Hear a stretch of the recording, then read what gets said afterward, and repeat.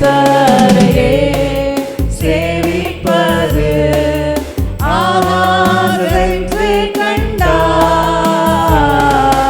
கர்த்தரையே சேவிப்பது ஆகாதென்று கண்டார். யாரை நீ சேவிப்பாய் என்பதை இன்றே தீர்மானம் செய்வாய்.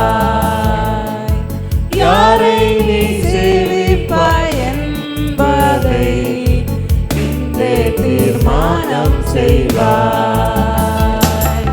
நானும் என் வீட்டாருமோ வென்றால் கர்த்தரை சேவிப்போம். நீயும் சேவிப்பாயா? நீயும் சேவிப்பாயா? நம் பாதையில் காப்பாற்றியே கர்த்தர் நடத்தினாரே. நம் பாதையில் காப்பாற்றியே கர்த்தர் நடத்தினாரே. கர்த்தர் தந்த ஆசீர்வாதம் கண்டு நன்றியாய் சேவிப்பாயா? கர்த்தர் தந்த ஆசீர்வாதம் கண்டு நன்றியாய் சேவிப்பாயா? நானும் என் வீட்டாருமோ வென்றால் கர்த்தரையே சேவிப்போம். நீயும் சேவிப்பாயா? நீயும் சேவிப்பாயா? நன்மையான ஈவுகளை தேவாதி தேவன் தந்தார். நன்மையான ஈவுகளை தேவாதி தேவன் தந்தார். கீழ்ப்படிந்தே அவர் சத்தம் கேட்டு சாட்சியாய் ஜீவிப்பாயா? கீழ்ப்படிந்தே அவர் சத்தம் கேட்டு சாட்சியாய் ஜீவிப்பாயா? நானும் என் வீட்டாருமோ வென்றால் கர்த்தரையே சேவிப்போம். நீயும் சேவிப்பாயா? நீயும் சேவிப்பாயா?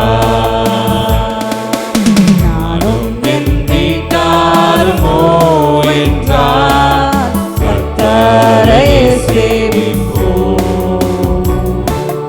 நீயும் சேவிப்பாயா? நீயும் சேவிப்பாயா? நீயும் சேவிப்பாயா? ஹல்லேலூயா. அநேக வித்தியாசங்கள் உண்டு. அவையெல்லாம் மனித மூளையிலிருந்து, மனிதருடைய ஒரு இருதயத்திலிருந்து தோன்றுகிற ஒரு காரியம். ஆனால் ஆண்டவர் கொடுக்கிற ஆலோசனை அது நம்முடைய மொத்த ஒரு வாழ்வின் மொத்த காரியத்தையும் அது பிரதிபலிக்க வேண்டும். கர்த்தர் விரும்புகிற காரியத்தை செய்கிறவர்களாக நம்மை மாற்றுகிறதா நம்ம கொள்ள முடியும். நான் ஏற்கனவே சொன்னபடி ஒவ்வொரு கிறிஸ்தவர்களுக்கும் 2 பக்க வாழ்க்கை உண்டு, அல்லது 2 சைடு வாழ்க்கை உண்டு. ஒன்று உலக பிரகாரமான வாழ்க்கை, இன்னொன்று ஆவிக்குரிய வாழ்க்கை. ஒவ்வொருவரும் உலக பிரகாரமான வாழ்க்கையை வாழுவதற்குத்தான் நம்ம அழைத்திருக்கிறார் ஆண்டவர். நமக்கு அதற்காக தான் ஜீவனை கொடுத்திருக்கிறார். ஆனால் நித்திய ஜீவனை அல்லது ஒரு ரட்சிப்பின் அனுபவத்தை ஏன் கொடுத்தார்? ஒரு ஆவிக்குரிய வாழ்க்கையும் வாழுவது ஒவ்வொரு மனிதனும் கடமையாய் இருக்கிறது.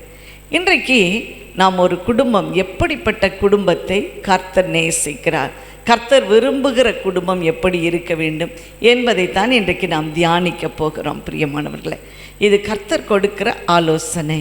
முதலாவதாக இன்றைக்கு நாம் கர்த்தரை சேவிக்கிற குடும்பம். நம்முடைய குடும்பத்தை யோசித்து பார்ப்போம். நம்ம கர்த்தரை சேவிக்கிற குடும்பமாக இருக்கிறோமா? ஒரு குடும்பம் என்று சொன்னால் கணவன், மனைவி, பிள்ளைகள், ஒவ்வொருவருக்கும் ஒரு ரோல் இருக்கிறது, ஒரு கடமை இருக்கிறது. அந்த கடமையை விட்டு யாரும் வெளியே வரவே முடியாது, வரக்கூடாது. இல்லை, நான் பொறுப்பற்றவன், எனக்கு எந்த பொறுப்பும் எடுக்க முடியாது என்று சொன்னால் அது குடும்பம் அல்ல, அது உடைந்து போன குடும்பமாக மாறிவிடும்.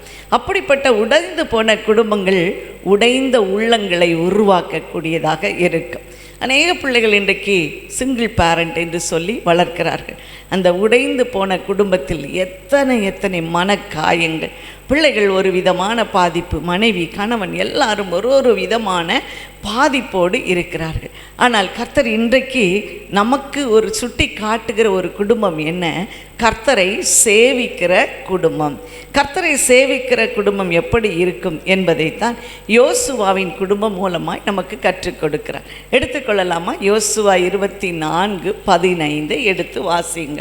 யோசுவா 24:15. நானும் என் வீட்டாருமோ என்றால் கர்த்தரையே சேவிப்போம். இந்த யோசுவா மோசேக்கு அடுத்த ஒரு தலைவனாய் இருக்கிறான். ஜனங்களை வழி நடத்தி செல்லுவதற்கு கானான் தேசத்திற்குள்ளே பக்கத்தில் கொண்டு போயிட்டு மோசேயை ஆண்டவர் எடுத்துக்கொள்ளுகிறார். இப்பொழுது இந்த தேசத்தை பங்கிட வேண்டிய மிக முக்கியமான பொறுப்பு யோசுவாவுக்கு. ஒரு பெரிய கூட்டம், 6 லட்சத்திற்கும் அதிகமான பேரை வழி நடத்த வேண்டிய பொறுப்பில் இருக்கிறவன். அவன் சொல்லுகிறான், நானும் என் வீட்டாருமோ என்றால் கர்த்தரையே சேவிப்போம். ஹல்லேலூயா சொல்லுவோமா நம்ம எல்லாரும்? நானும் என் வீட்டாருமோ என்றால் கர்த்தரையே சேவிப்போம். நாங்கள் கர்த்தரையே சேவிப்போம். அவன் அழகாக அந்த மூப்பர்களெல்லாம் வரவழைத்து எல்லா மூப்பர்களையும் கூடி வச்சாச்சு. இந்த இஸ்ரவேல் ஜனங்களை பாருங்கள், எகிப்திலிருந்து கானானுக்குள்ளே போவதற்கு முன்னால் அவங்க அநேக தரம் ஆண்டவரை விட்டு பின்வாங்கி போய் விடுவார்கள். அவர் செய்த எல்லாவற்றையும் மறந்து விடுவாங்க. செங்கடலை பிளந்ததையோ, யோர்தான் நதியை அவங்க கரையை அப்படி வெட்டாந்தரையில் நடந்து போனதையோ எல்லாத்தையும் அவங்க மறந்து விட்டு மீண்டும் மீண்டும் கர்த்தருக்கு முன்னால் முறுமுறுத்து கொண்டே இருப்பாங்க. அநேக வேளையில் நான் யோசிப்பேன், அவர்களைப் போல தான் நம்மளும் இருக்கிறோம் அப்படின்னு சொல்லி. நானும் கூட அப்படித்தான் இருக்கிறேன். அநேக வேளையில் கர்த்தர் செய்த நன்மைகளை மறந்துவிட்டு கர்த்தர் செய்யாத ஒரு காரியத்திலேயே நான் போராடி கொண்டு இருக்கிறதை நான் பார்த்துருக்கிறேன். அப்பொழுதெல்லாம் எனக்கு அதிகமான முறுமுறுப்பு. அப்போ என் ஆண்டவர் சொல்வார், இல்லை, பரம கானானுக்கு போகும் வரைக்கும் நான் உன்னோடு கூட இருப்பேன். இந்த போராட்டங்களின் ஊடே தான் நாம் கடந்து செல்ல வேண்டிய அவசியமாக இருக்கிறது. ஆனால் அதுக்கு நம்ம பொறுமையை காத்து கொள்ள வேண்டும். இப்படித்தான் ஒரு சமயம் பொறுமை இழந்து போய்விட்டார்கள் இந்த இஸ்ரவேல் மக்கள். இப்பொழுது யோசுவா எல்லாரையும் அழைத்து அவன் ஒரு பெரிய ஒரு மெசேஜ் அவர்களுக்கு கொடுக்குறான். என்ன பாருங்கள், கர்த்தரை சேவிக்கிறது உங்கள் பார்வைக்கு ஆகாததென்று கண்டால் பின்ன யாரை நீங்கள் சேவிப்பீர்கள் என்று இன்றைக்கு தெரிந்து கொள்ளுங்கள். நதிக்கு அப்புறத்தில் உள்ள உங்கள் பிதாக்கள் சேவித்த தேவர்களை சேவிப்பீர்களோ, நீங்கள் வாசம் பண்ணுகிற தேசத்து குடிகளாகிய எமோரியரின் தேவர்களை சேவிப்பீர்களோ? நானும் என் வீட்டாருமோ என்றால் கர்த்தரையே சேவிப்போம். இவங்க என்ன பண்ணியிருக்காங்க அப்படிங்கிறத அவன் அந்த 24வது அதிகாரத்தில் ஒரு நரேட் பண்ணி கொடுப்பான். அதை எல்லாவற்றையும் கூட்டி எல்லாவற்றையும் அவன் சம்மரைஸ் பண்ணி காட்டுவான். பாருங்கள், நீங்கள் எகிப்து தேசத்திலிருந்து நீங்கள் புறப்பட்டு வந்தீங்க. செங்கடலை ஆண்டவர் உங்களுக்கு முன்னால் பிளந்தார், வெட்டாந்தரையில் நடந்து போனீங்க. யோர்தானை பிளந்தார், வெட்டாந்தரையில் நடந்து போனீங்க.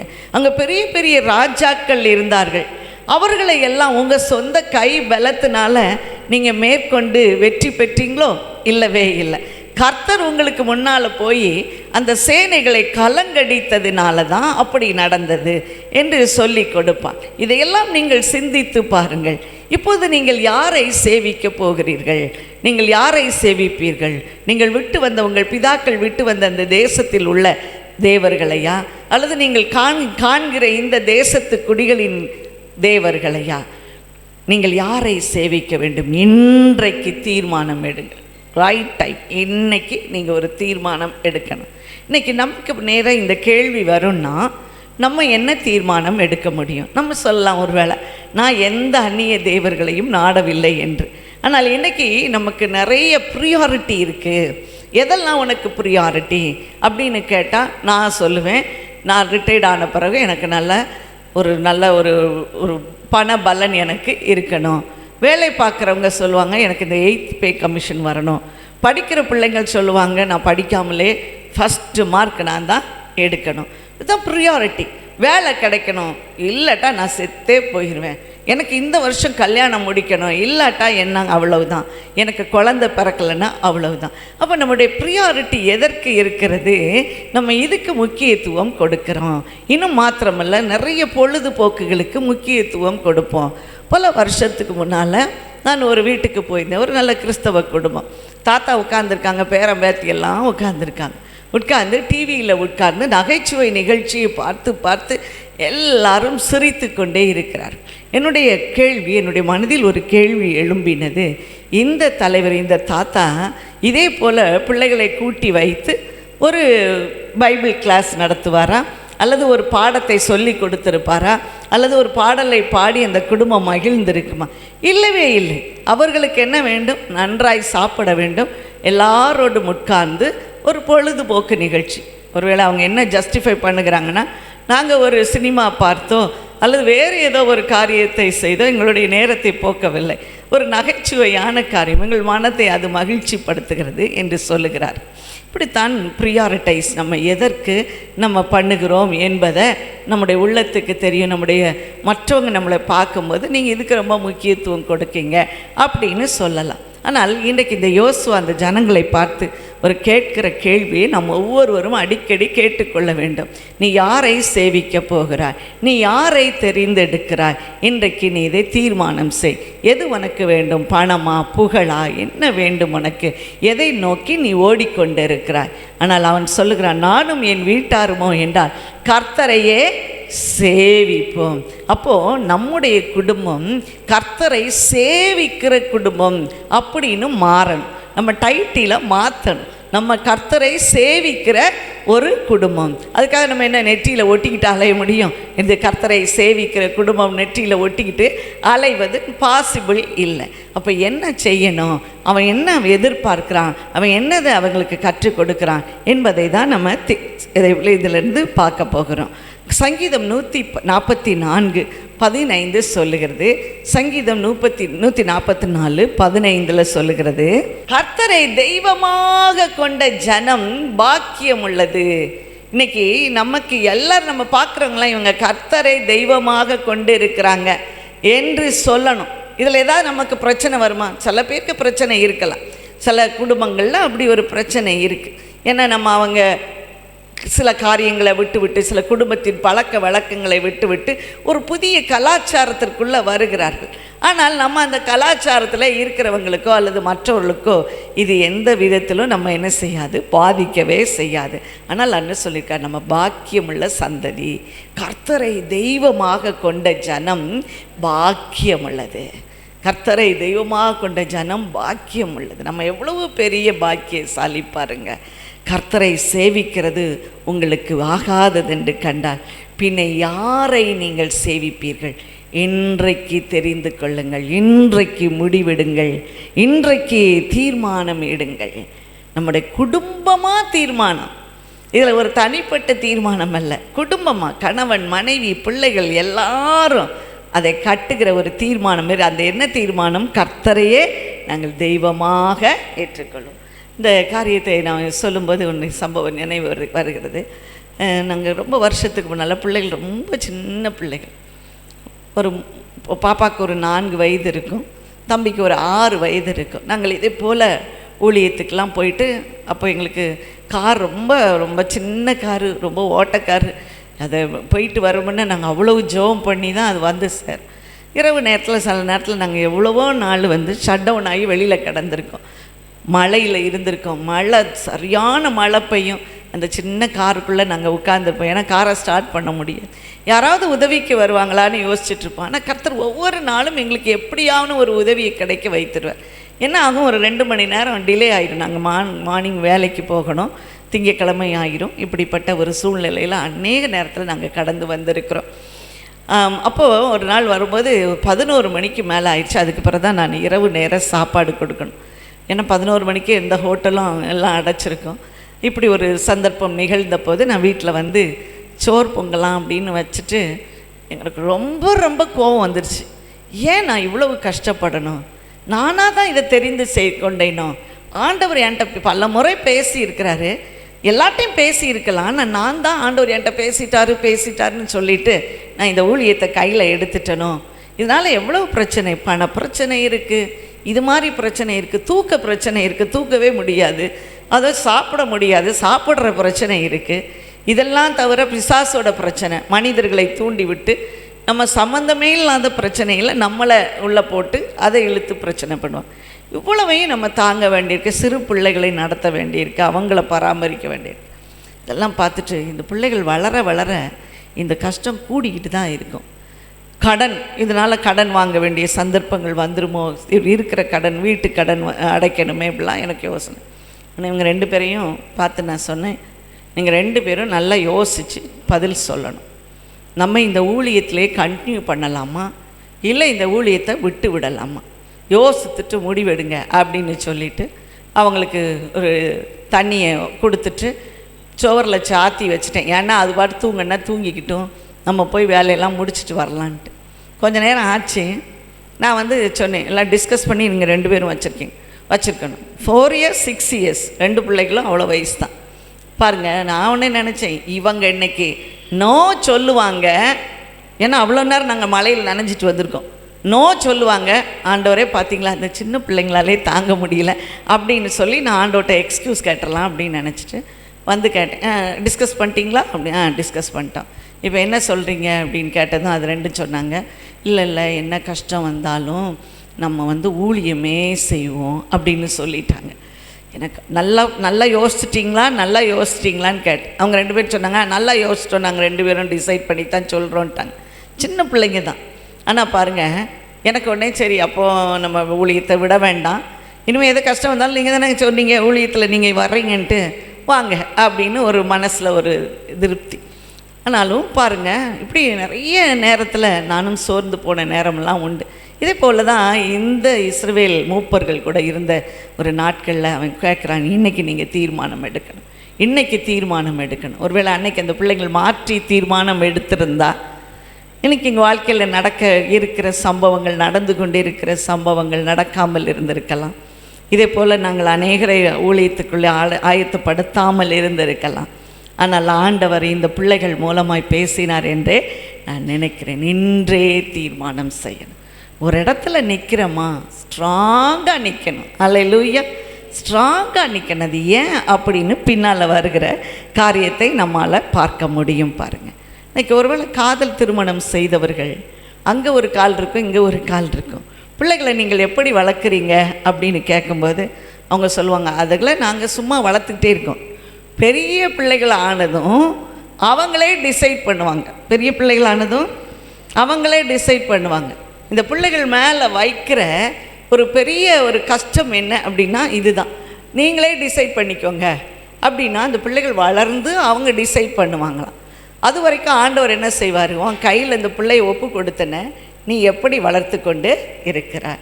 நிறைய குடும்பங்கள் இன்றைக்கி பாருங்கள், கர்த்தரை சேவித்த குடும்பங்கள் இன்றைக்கு இப்படி தாறுமாறாய் போயிருக்கிறதை நம்ம பார்க்க முடியும். நிறைய நான் வாட்ஸ்அப்லலாம் பார்க்கும்போது என் மனம் ரொம்ப கஷ்டப்படும். இந்த பிள்ளைகளை கர்த்தருக்குள்ளே வளர்க்குறது எவ்வளவு கஷ்டம். வளர்ந்த பின்பு அவர்கள் தங்களுடைய பிள்ளைகளை வளர்க்கும்போது லெட் தம் டிசைடு அப்படின்னு சொல்கிறாங்க. அதுதான் மேடம், லெட் தம் டிசைடு, அவங்க பண்ணட்டும், அவங்க என்ன முடிவு எடுக்கிறாங்களோ அதுதான். இல்லவே இல்லை, கர்த்தரை சேவிக்கணும், குடும்பமாய் சேவிக்கணும். நானும் என் வீட்டாருமோ என்றால் கர்த்தரையே சேவிப்போம். அல்லேலூயா, கர்த்தரையே சேவிப்போம். ஒருவேளை அந்த நல்ல ஆப்பர்ச்சுனிட்டியை உங்கள் பிள்ளைகள், உங்கள் பேர பிள்ளைகள், நம்முடைய பிள்ளைகள் பேர பிள்ளைகள் இழந்து போனாங்கன்னா அதனுடைய கணக்கு யார் மேலே இருக்கும்? நம்ம மேலே இருக்கும். இன்றைக்கி நம்ம ஆண்டவர்கிட்ட ஒப்பு கொடுத்தோன்னா ஆண்டவர் அவர்களை வளர்த்து கொண்டு வருவார். ஹல்லேலூயா. ஆண்டவரே, நான் உம்முடைய பிள்ளை, நான் உம்மை சேவிக்கிறேன், இன்றைக்கு குடும்பமாக நான் உம்மை சேவிக்க நான் வந்துட்டேன்ப்பா, உம்மை தான் நான் தெரிந்து கொண்டு இருக்கிறேன். ஆண்டவர் தம்முடைய பிள்ளைகளை அழகாக அந்த ஏற்பாட்டின்குள் கொண்டு வருவார். ஏன் அப்படி சொல்கிறேன்னா, ஏசாயா 43:21 சொல்லுகிறது. ஏசாயா 43:21 சொல்லுகிறது, இந்த ஜனத்தை எனக்கென்று ஏற்படுத்தினேன், இவர்கள் என் துதியை சொல்லி வருவார்கள். இந்த ஜனத்தை எனக்கென்று ஏற்படுத்தினேன், இவர்கள் என் துதியை. எத்தனையோ பேரை உருவாக்கினார் ஆண்டவர், ஒரு குரூப்பை மட்டும் தனக்குன்னு தெரிந்து கொண்டு இந்த ஜனத்தை எனக்கென்று உருவாக்கினேன், இவர்கள் என் துதியை சொல்லி வருவார்கள். இதனால் அந்த வார்த்தையை நம்ம சொல்லி பாருங்க, அந்த ஜனத்தில் நம்ம இருக்கிறோம். ஹல்லேலூயா. கர்த்தரை தெய்வமாக கொண்ட ஜனம் பாக்கியம் உள்ளது. இந்த ஜனத்தை எனக்கென்று ஏற்படுத்தினேன், இவர்கள் என் துதியை சொல்லி வருவார். நம்ம எதற்காக அந்த துதியை சொல்லி வரும்படியாக அவர் செய்திருக்கிறார். இந்த யோசுவா எல்லாரையும் கூட்டி வர செய்து பழையதெல்லாம் நீங்கள் சிந்தித்து பாருங்கள், பழைய காரியங்கள் எல்லாம் நீங்கள் சிந்தித்து பாருங்கள் என்று சொல்லுவார்.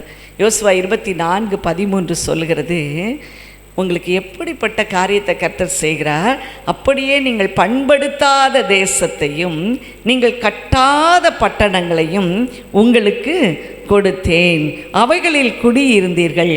நீங்கள் நடாத திராட்சை தோட்டங்களின் பலனையும் ஒலிவ தோப்புகளின் பலனையும் புசிக்கிறீர்கள்.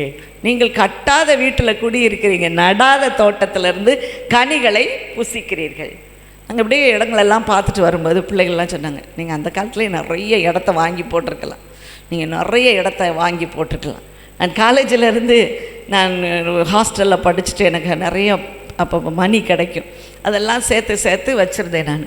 நான் காலேஜிலேருந்து வெளியில் வரும்போது ஜஸ்ட் 22 இயர்ஸ். அப்போ நான் சொன்னேன், இன்றைக்கி நான் அதில் 5 சென்ட்டுக்கு மேலே நான் வாங்கி போட்டிருந்துருக்கலாம் ட்ரிச்சியில், அந்த அளவுக்கு நான் பணம் வச்சுருந்தேன் அப்படின்னு சொல்லுவேன். இப்போ இவங்கெல்லாம் சொல்லுவாங்க, நிறைய வாங்கி போட்டிருக்கலாம், நீங்கள் நிறையா வாங்கி போட்டுக்கலாம், இப்போ நம்ம எவ்வளோ வெல்த்தாக இருப்போம் அப்படின்னு சொல்லுவாங்க. யோசித்து பார்த்தோன்னா பாருங்கள், கர்த்தர் நமக்குன்னு எதை கொடுத்துருக்கிறாரோ அந்த பூமி தான் நமக்கு கிடைக்கும். ஹல்லேலூயா. எந்த வீட்டை கொடுத்துருக்காரோ அந்த வீட்டை தான் நமக்கு ஆண்டவர் வைத்திருப்பார். நம்மளை விட எல்லாம் நம்மளை போலவே அவங்களும் வேலை செய்யலாம், எல்லோரும் நம்ம போலவே இருக்கலாம். ஆனால் கடைசி முடிவை பாருங்கள், எல்லாருக்கும் ஒரு ஓமர் அளவு தான். நம்ம எப்போ பறக்கினாலும் மன்னாவை பறக்கும்போது ஒரு ஓமர் தான் அவங்க பறக்கிட்டு வீட்டுக்கு வருவாங்களாம். 6ஆவது நாள் 2 ஓமர் கொண்டு வருவாங்க, ஏனென்றால் 7ஆவது நாள் ஓய்வு நாள். அப்படி நம்ம எவ்வளவு பெரிய வேலை பார்த்தாலும் எவ்வளவு சாதித்தாலும் கடைசியில் முடிவை பாருங்கள், எல்லாரும் ஒன்று போல தான், எல்லாரும் ஒன்று போல தான். இன்றைக்கி கூட நான் நினச்ச ஒரு பொண்ணு வந்து சொன்னால், நாங்கள் 2 பேருமே ப்ரைவேட் ஸ்கூலில் ஒர்க் பண்ணுறோம், கஷ்டமாக இருக்குது, எங்களோட படித்தவங்களாம் எவ்வளோ நல்ல வேலை பார்க்குறாங்க. இப்போ நான் சொன்னேன், ஒரு ஓமர் அளவு தான், நீ எப்படி பறக்குனாலும் உனக்கும் ஆண்டவர் ஒரு வீட்டை கொடுப்பார், காரை கொடுப்பார், பிள்ளைகளை படிக்க வைக்க எல்லா ஏதுக்களையும் அனுகூலையும் கொடுப்பார். எல்லாருக்கும் என்ன தான் ஒரு ஓமர் அளவு. நான் இப்போ அதை தான் பார்த்துட்ருக்கேன் அப்படின்னு சொன்னேன். இதை தான் ஆண்டவர் பாருங்கள், நம்ம கட்டாத வீட்டில் குடியிருக்க வைப்பார், நடாத பட்டணங்களை, நீங்கள் கட்டாத பட்டணங்களை உங்களுக்கு கொடுப்பேன், நீ நடாத திராட்சை தோட்டங்களின் பலனை நீங்கள் புசிப்பீர்கள்.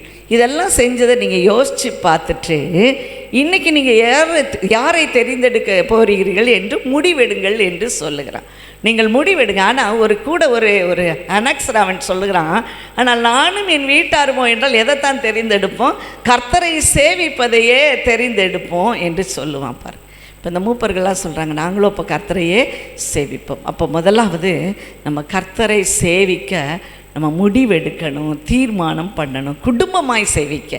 குடும்பமாய் நம்ம எல்லோரும் என்ன இருந்தாலும் என் பிள்ளைகளை கூட நான் ஆண்டவருக்குன்னு வழி நடத்திடுவேன், ஆண்டவருக்கு ஒப்பு கொடுத்துருவேன், அதுக்கு பிறகு அது எந்த வழியிலனாலும் போகட்டும். இந்த தீர்மானத்தோடு இருங்க. நம்ம பிள்ளைகளின் வாழ்வை நம்ம பார்க்கும்போது அது கர்த்தருடைய சந்ததி எனப்படும். இந்த சந்ததி கர்த்தருடைய சந்ததி என்று எண்ணப்படும் என்று சொல்லப்பட்டு. 2வதாக பாருங்கள், அந்த வார்த்தையை நீங்கள் மறுபடியும் இந்த 24:15 எடுத்து வாசிக்கலாமா? நதிக்கு அப்புறத்தில் உங்கள் பிதாக்கள் சேவித்த தேவர்களை சேவிப்பீர்களோ, நீங்கள் வாசம் பண்ணுகிற தேசத்தின் குடிகளாகிய எமோரியரின் தேசத்தின் தேவர்களை சேவிப்பீர்களோ. இங்கே 2 தேவர்களை முன் வைக்கிறான். இவங்களெல்லாம் நீங்கள் சேவிப்பீங்களா அப்படின்னு சொல்லி முதலாவது சொல்கிறான், நதிக்கு அப்புறத்தில் உங்கள் பிதாக்கள் சேவித்த தேவர்கள். இவங்க எங்கேருந்து வந்தாங்க? எகிப்து தேசத்திலிருந்து ஆண்டவர் மோசேயின் மூலமாக யோசுவாவின் மூலமாக அழைத்து கொண்டு வருகிறார். இந்த நதிக்கு அப்புறம் எங்கே இருக்குது? அதுதான் நைல் நதி. அருமையான நதி, அழகான நதி, நீள நதி, பெரிய நதி. இந்த நதி ஓரங்கள் எல்லாம் எப்படி இருக்குமா? செழுமையானதாக இருக்கும், செழிப்பாக இருக்கும். ஆனால் இந்த நதிக்கு உள்புறத்தில் கொஞ்சம் மைல்களுக்கு அப்புறம் பார்த்திங்கன்னா அங்கே வறட்சி, அப்படிப்பட்ட வறட்சி. ஆகவே இந்த எகிப்தில் உள்ளவர்கள் எப்படிப்பட்ட தெய்வத்தை வணங்குவார்கள்?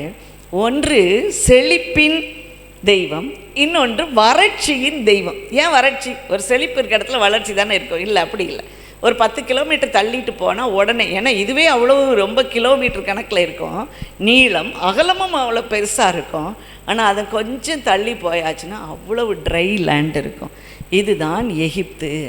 இந்த எகிப்தில் எப்படியெல்லாம் பட்ட தெய்வங்களை அவர்கள் வைத்திருந்தார்கள் என்று சொன்னோன்னா, முதலாவது பாருங்கள், அங்கே அந்த நைல் நதி தான் அவர்களுக்கு தகப்பனை போல இருக்கிற தெய்வம்.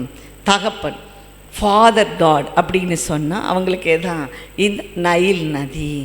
இரண்டாவதாக தாயை போல ஒரு தெய்வம் எதுன்னா அந்த நைல் நதிக்குள்ளே இருக்கிற தவளை. அந்த தவளையை பாருங்கள், எங்கெல்லாம் இருக்கும்? தண்ணிக்குள்ளேயும் இருக்கும், நிலத்துக்குள்ளேயும் இருக்கும். ஆகவே அவங்க அதை தாய் தெய்வமாக தவளையை வணங்கினாங்க. அடுத்து ஒரு தெய்வம் உண்டு, அதுதான் பிள்ளை தெய்வம். அதனுடைய தலை எப்படி இருக்கும்? நரி தலையாக இருக்கும். உடம்பு முழுவதும் அது மனுஷனை போல இருக்கும். இந்த தெய்வங்கள் அங்கே பிரதான தெய்வங்கள். இன்னும் இதை போல நிறைய தெய்வங்கள் இருக்குது. ஆகவே தான் ஆண்டவர் 10 வாதையிலே எகிப்தை வாதித்தார். முதலாவது என்ன செய்தார்? நைல் நதி எல்லாம் இரத்தமாய் மாறிற்று. நதியின் தண்ணீர் இரத்தமாய் மாறிற்று. ஒரு பெரிய அடி தகப்பன் சாமிக்கு, அங்கே ஒரு பெரிய அடி. தகப்பன் சாமி என்ன ஆனார்? தண்ணியெல்லாம் இரத்தமாக மாறிடுச்சு. இப்போ வரட்டு பார்ப்போம், உங்கள் தகப்பன் சாமி என்ன செய்து அப்படின்னா ஆண்டவர் அவர்களுக்கு முன்னால் நிதர்சனமாய் காட்டினார். அடுத்தது பாருங்கள், தாய் சாமி என்னது? தவளை. எல்லாம் அறை வீடுகளுக்கெல்லாம் தவளைகள் வந்தது. இப்போ நீங்கள் தாய் சாமின்ட்டு தவளையெல்லாம் என்ன செய்யணும்? பிடிச்சி வச்சுக்கிட்டு நீங்கள் அதை கும்பிட்டுக்கிட்டே இருக்கணும். இப்போ என்ன நடந்தது? நாற்றம் எடுக்க ஆரம்பிச்சிது. எல்லாத்தையும் அது ஒரு இடத்துலையும் சாப்பிட முடியல, எல்லாத்தையும் கொண்டு போய் வெளியில் கொட்ட வேண்டிய நிலைமை வந்தது. இதுதான் உன் தாய் சாமி என்று ஆண்டவர் வெளியரங்கமாய் காட்டினார். அடுத்தது பாருங்கள், பிள்ளை சாமி ரொம்ப தந்திரம் உள்ளது. அது எப்படி இருக்குது? மேலே இருக்குது நரி தந்திரம் உள்ளது. மனுஷ உடல் இருக்குது. அதற்கு எதை கொடுப்பாங்க பாருங்கள், அதுதான் குழந்தை. அந்த குழந்தைகளை பலியிடணும். முதல் பிள்ளைகளை பலியிடணும். அப்படி முதல் பிள்ளைகளை பலியிட்டு அதுக்கு சாந்தி பண்ண வேண்டும். அதற்காக அது கைகளை நீட்டி கொண்டு இருக்கும். பிள்ளைகளை கொண்டு அந்த கைகளில் மேலே வைப்பாங்க. அதன் பின்பு அதற்கு அதை பலியிடுவார்கள். இப்போ பாருங்கள், ஆண்டவர் இந்த தலைப்பிள்ளை சங்காரத்தை அவரே செய்து எகிப்தில் ஒரு பெரிய கலக்கத்தை அவர் உண்டு பண்ணினார். அவர்கள் எல்லாரும் இந்த இஸ்ரவேலரை கிளம்பி போங்க, உங்கள் ஆண்டவர் சொன்ன இடத்துக்கே போங்கன்னு அனுப்பி மட்டும் விடலை, துரத்தியும் விட்டார்கள் என்று சொல்லி பார்க்கிறோம். இப்படிப்பட்ட தெய்வத்தை நீங்கள் நம்பிக்கொண்டு இருக்கிறீர்களா? நதியா உங்களுக்கு தெய்வன்? தவளையா உங்களுக்கு தெய்வன்? நரித்தலையுடைய மனிதனாய் உங்களுக்கு தெய்வன்? எல்லாவற்றையும் ஆண்டவர் ஒரு நிமிடத்தில் அடித்து பொடித்து விட்டார். ஒவ்வொரு நாளும் அதுக்காக எவ்வளோ கஷ்டப்பட்டுருப்பாங்க பாருங்கள். அந்த 10 வாதையும் அப்படியே நின்று அணுவாக சாவடிப்பாங்கன்னு பார்த்துருக்கீங்க பார்த்தீங்களா? அதான் அணுவாக ஆண்டவர் சாவடித்து அந்த எகிப்தியருக்கு ஒரு பாடத்தை கற்பித்தார். ஆகவே 2வதாக அந்நிய தேவர்களை நாம் அகற்ற வேண்டும். இன்றைக்கி நம்ம அந்நிய தேவனா ஒருவேளை இதை போல உள்ள காரியங்களாக இருக்கலாம். இல்லவே இல்லை. நம்ம எது மேலே நம்பிக்கை வைக்கிறோமோ, எது நம்மை அதிகமாக கொண்டு வரும் அப்படின்னு சொல்லி நம்ம நினைக்கிறோமோ, அதெல்லாம் தான் நமக்கு அந்நிய தெய்வம், சிந்தனைகளை தோன்றுகிற தெய்வம். என் வாழ்க்கையில் கூட நான் அப்படி தான் நினச்சேன். ஆண்டவர் என்னை ஊழியத்திற்கென்று அழைக்கிற பொழுது, எனக்கு திருமணம் ஆனவுடனே ஆண்டவர் சொன்னார், நீ ஊழியத்திற்கென்று நீ கிளம்பு அப்படின்னு சொல்லும்போது, நான் போய் என்ன செய்ய போகிறேன்? கொஞ்ச நாள் ஆச்சு, குழந்தைல்ல.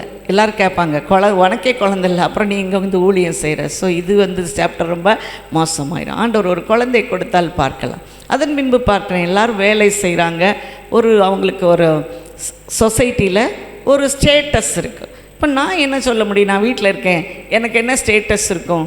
இப்போ நான் ஆண்டவரை சொல்லவே முடியாது. ஆண்டவரை எனக்கு நல்ல ஒரு பதவியை கொடுங்க. நான் விரும்புகிற பதவி என்ன? ஒரு பேராசிரியர் பதவி. ஏன்னா அதெல்லாம் நிறைய லீவ் இருக்கும். எவ்வளவெல்லாம் பாருங்கள், டெக்னிக்கை பாருங்கள். டீச்சராக இருந்தால் கூட சனிக்கிழமை ஸ்கூல் வச்சுருவாங்க, காலேஜ்னால் வைக்கவே மாட்டாங்க. ஆனால் இப்போ எல்லாத்தையும் மாற்றிட்டாங்க. இதெல்லாம் எனக்கு ஒரு ப்ரியாரிட்டி. சரி, வந்தோமா அப்படி ஜாலியாக, எந்த ராஜா எந்த பட்டணம் போனா என்ன, நீ பாஸ் ஆனா என்ன, ஃபெயில் ஆகினா எனக்கு ஒன்றுமே கிடையாது. நான் செய்ய வேண்டியது என்னது, நன்றாய் உனக்கு கற்றுக் கொடுக்க வேண்டியது, அப்புறம் உனக்கு ஞானஸ்நானம் கொடுத்து அனுப்பிட வேண்டியது. நீ படித்தா படி, படியாட்டா போ. இதெல்லாம் யார்கிட்ட முடியும்? டீச்சர்கிட்ட முடியுமா? டீச்சர் என்ன செய்யணும்? அந்த பிள்ளைய ரொம்ப உருவாக்கணும். ஸோ இப்படிப்பட்ட ஒரு ஜாலியான வேலை, ஒரு அந்தஸ்தான வேலை அப்படிப்பட்டு எனக்கு கிடைக்கணும் அப்படி நான் அதை தான் நினச்சிட்டே இருக்கேன். எந்த நேரமும் ஜெபம்னா முதல்ல போனோம், ஆண்டவர் எனக்கு ஒரு ப்ரொஃபஸர் போஸ்ட்டு கொடுத்துருங்க ஆண்டவர். அப்படியா அப்போ இது பண்ணுறேன். அதனால் அது எனக்கு வரவே இல்லை. 8 வருஷம் கழித்து தான் ஒரு நெல்லிக்காய் அளவு உள்ளங்கை மேகம் எனக்கு தெரிஞ்சது. பாருங்கள் எப்படிப்பட்ட ஒரு காரியங்கள். இதெல்லாம் தான் அந்நிய தேவர்கள், இதெல்லாம் தான் அந்நிய தேவர்கள். இவர்களை நம்ம திருமணம் முடிச்சுட்டா நான் அப்படியே ஷைன் பண்ணிடுவேன். இதுதான் அந்நிய தேவன். நம்ம எதன் மேலே நம்பிக்கை வைக்கிறோம்? என் பிள்ளை வளர்ந்து என்ன முழுசு உட்கார வச்சு சாப்பாடு போடுவான், அப்படி தான் நம்ம நினைப்போம். கடைசியில் உட்காரவே முடியாமல் ஆயிரும். அதுதான் நமக்கு அந்நிய தேவனாக இருக்கும். இல்லை என்னுடைய அழகினால் நான் இவ்வளவு செஞ்சேன், சான்ஸே கிடையாது. என் பணத்தினால சான்ஸே கிடையாது. இதெல்லாம் அந்நிய தேவர்கள். அதை தான் ஆண்டவர் சொல்கிறார். இப்படி அந்நியமான காரியம் நமக்குள்ளே இருந்தால் அதை விலக்கிடணும். ரொம்ப வருஷம் கழித்து ஆண்டவரே உமக்கு சித்தமானால், உமக்கு அதெல்லாம் சும்மா ஒரு ஏமாத்து வேலைக்கு, ஆண்டவரே உமக்கு சித்தமானால் எனக்கு இந்த வேலை கிடைக்கட்டும் சாமி. இதெல்லாம் இது ஒரு ஃப்ராடு. எனக்கே தெரியும். என் குரல் எனக்கே எக்கோ அடிக்கிற மாதிரிலாம் இருக்கும். அப்படியெல்லாம் நான் யோசிச்சிருக்கேன். எனக்கே எக்கோ அடிக்கும். சரி இதெல்லாம் சும்மா ஆண்டவரை நைஸ் பண்ணுற வேலை, அதெல்லாம் அப்படிலாம் இல்லை. உண்மையாக நம்ம செய்யும்போது ஆண்டவர் அதான் சொல்கிறேன். அவருக்கு தெரியும், அவருக்கு ஒரு ப்ரியாரிட்டி வச்சுருப்பார், எதை எப்போ எந்த நேரத்தில் செய்யணும் அப்படின்னு சொல்லி. ஆனால் இப்போ பாருங்கள், இப்போ ஏதாவது ஒரு காலேஜில் தொடர்ந்து வேலை செய்யணும், ஐயோ அப்பாடா நான் எந்த வேலையை விரும்பினேன்னா நான் ஓடியே போயிடுவேன் அப்படிங்கிற அளவுக்கு நான் வந்துட்டேன். பார்த்துக்கோங்க. இதுதான் நமக்கு பாருங்கள், உண்மையிலே ஆண்டவர் நம்ம செய்திருந்தான்னா இன்னமும் நமக்கு அந்த வாய்ப்புகளை கொடுத்து கொண்டே இருப்பார். அப்போ முதல்ல பார்த்தா நதிக்கு அப்புறத்தில் உள்ள தேவர்கள்லாம் இப்படி இருந்தாங்க. இப்போது நீங்கள் குடியிருக்கிற இந்த எமோரியரின் தேசத்தின் தேவர்களை நீங்கள் சேவிக்க போகிறீங்களா? சரி, இந்த தேவர்களையும் பற்றி நம்ம தெரிஞ்சு கொள்ளுவோம். இங்கே எப்படிப்பட்ட, இங்கே பார்த்திங்கன்னா கானான் தேசம் சூப்பரான தேசம், பாலும் தேனும் ஓடுகிற தேசம். ஒருத்தங்க சொன்னாங்க, இப்படி செடியை கிள்ளி இப்படி வச்சுட்டு நம்ம வாட்டுக்கு மறந்துட்டு போயிடலாம். அது திடீர்னு பார்த்தா வளர்ந்து தென்னந்தனம் அது வளர்ந்து தானாக கனி கொடுக்கும். ஏற்ற சமயத்தில் பனி பெய்யும், ஏற்ற சமயத்தில் மழை பெய்யும், ஏற்ற சமயத்தில் வெயில் அடிக்கும். அது தானாய் கனி கொடுக்கிற தேசமாக இருக்கும். அங்கே உள்ள ஒரு தெய்வம் எப்படின்னா, அது மேய்ப்பர்களின் தெய்வம். அங்கே எல்லாம் மேய்ப்பர்களைத்தான் மேய்ப்பர்களின் தெய்வம் அப்படின்னு சொல்லி ஒரு தெய்வத்தை வச்சிருக்கோம். முக்கியமான ஒரு இது என்ன அப்படின்னா, பாகால் என்கிற ஒரு தெய்வம். இந்த பாகால் எப்படி தெரியுமா, ஒரு குடும்ப தெய்வம். அங்கே அப்பா அப்படி இருப்பார், பக்கத்தில் அம்மா ஒன்று இருக்கும், அது கையில் ஒரு சின்ன பிள்ளையை தூக்கி வச்சுக்கிட்டு இருக்கும். இதுதான் பாகாலின் குடும்பம். இதை தான் அவர்கள் வணங்கி கொண்டிருந்தார்கள். இந்த பாகாலின் குடும்பம்தான் பயங்கரமான மோசமான ஒரு ஆண்டவருக்கு அருவருப்பான ஒன்று. அது பெண்ணாக ஆணாக அது குழந்தையாக விரிவடைந்து ஒரு குடும்பம். ஏன்னா ஆண்டவர் ஒரு குடும்பத்தை தான் அன்றைக்கு ஏதேன் தோட்டத்தில் நிர்மாணித்தார். அந்த தீர்மானத்தை அதை உடைக்கணும்னு சொல்லி இது என்னெல்லாம் பண்ணுது பாருங்க, 2 தாய் தகப்பன் ஒரு பிள்ளை. இதனுடைய மாற்று உருவங்கள் தான் இன்றைக்கு எல்லா தேசத்திலும் இருக்கிறது. இந்த பாகாலின் பல வடிவங்கள் தான் இன்றைக்கு எல்லா சமயங்களிலும் நிரவி கிடக்கிறது. இப்படிப்பட்ட ஒரு தெய்வம் அந்த பாகாலை ஆண்டவர் எப்பவும் சொல்வார், பாகாலை சேவிக்க போயிடாதீங்க, பாகாலை சேவிக்க போயிடாதீங்க என்று சொல்லிக்கொண்டே இருப்பார். பாகால்னால் இந்த குடும்பம். அப்போ நம்ம குடும்பம் கர்த்தரையே சேவிப்பதற்காக உண்டு பண்ணப்பட்ட ஒரு தெய்வம். அந்த இன்னும் எமோரியரின் தெய்வத்தை நம்ம பார்த்தோன்னா அவலட்சணமான தெய்வங்கள். முகம் ஒரு மிருகத்தின் வடிவில் இருக்கும், உடம்பெல்லாம் மனிதனின் வடிவத்தில் இருக்கும். அல்லது உடம்பெல்லாம் மிருகத்தின் உடலில் இருக்கும், முகம் மட்டும் மனித உடல். நீங்கள் பார்த்துருப்பீங்க, அது என்னது, கடல் கன்னி. கடல் கன்னியெல்லாம் பார்த்துருப்பீங்க. கடல் கன்னியோட முகம் பெண் மாதிரி இருக்கும், உடலெல்லாம் மீன் போல இருக்கும். இதெல்லாம் ஒரு தெய்வம். இப்படிப்பட்ட தெய்வங்களுக்கு நீங்கள் சேவிக்க போகிறீங்களா? இது எத்தனை அருவருப்பு. ஆண்டவர் ஒவ்வொன்றையும் சொல்லி காட்டுகிறார். இந்த தெய்வத்தையா, இதுவா உனக்கு தெய்வம், இப்படிப்பட்ட தெய்வமா உனக்கு தெய்வம், அதுக்கு கீழே என்ன இருக்குது, கடல் கன்னி போல் இருக்குது, இதுதான் உன் தெய்வம், இப்படி ஒரு குடும்பமாக இருக்கிறதா உன் தெய்வம். இது என்ன செய்யும்னா, இந்த குழந்தையை தூக்கி வச்சுக்கிட்டே போகும் பார்த்தீங்களா, இந்த குழந்தையை தூக்கி வச்சுக்கிட்டே போகிறதுனா அவனுடைய சிம்பல் என்ன, உன் குடும்பம் எல்லாம் எனக்கு அடிமை என்று அர்த்தம். நீ அடிமை, உன் மனைவி அடிமை, உன் கணவன் அடிமை, உன் பிள்ளைகள் எனக்கு அடிமை. ஏதோ ஒருவர், என்றைக்கோ ஒருவர் அதை வணங்கி இருக்கலாம். ஆனால் 3ஆம் 4ஆம் தலைமுறை மட்டும் அந்த சாபங்கள் கடத்தப்படும், அந்த சாபங்கள் கடத்தப்படும். நிறைய நம்ம ஜெபம் பண்ணிப்போம், நடக்கவே நடக்காது. ஏன் தெரியுமா? இந்த எமோரியரின் தேவனை தங்களுக்கென்று அவர்கள் தீர்மானித்து அதற்கு முன்னால் தெண்டனிட்ட படியினால் ஆண்டவர் 3ஆம் 4ஆம் தலைமுறை மட்டும் அவர் விசாரிக்கிறவராக இருக்கிறார். எந்த பாவம் பண்ணால் கூட ஆண்டவர் இனி செய்யாதே அப்படின்னு சொல்லுவார். ஆனால் இந்த அந்நிய தேவர்களை பின்பற்றினா மட்டும் ஆண்டவருக்கு அது அருவருப்பானது. வேதம் எப்படி சொல்லுகிறது? சங்கீதம் 81:9 சொல்லுகிறது, உனக்குள் வேறே தேவன் உண்டாயிருக்க வேண்டாம். 81:9. அந்நிய தேவனை நீ நமஸ்கரிக்கவும் சேவிக்கவும் வேண்டாம். அந்நிய தேவனை நீ நமஸ்கரிக்கவும் சேவிக்கவும் வேண்டாம். யாத்ராகமம் 34:14 சொல்லுகிறது. யாத்ராகமம் 34:14, கர்த்தருடைய நாமம் எரிச்சல் உள்ளவர் ஆகையால் அந்நிய தேவனை நீ பணிந்து கொள்ள.